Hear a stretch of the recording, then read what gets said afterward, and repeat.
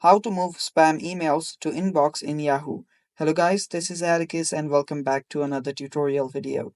In today's video, I'll teach you guys how you guys can move spam emails to inbox in Yahoo. So without any further ado, let's dive right into it. First step, search for mail.yahoo.com and head over to Mail Yahoo. After you're here, make sure that you're logged in into your account. After you do that, here you can go to your spam email by heading over to these three dots. Then there you'll find spam. Tap on spam, and there you'll find any mails that are on your spam. So open that mail up. After you open that mail up, there you will see an option that says unmarked from spam. Here you will see mark as not spam. So if you simply select this, let me click on it, then that message will go and sit on your inbox. As you can see, it just appeared, and that's basically how you do it. And that's all for today's video as well.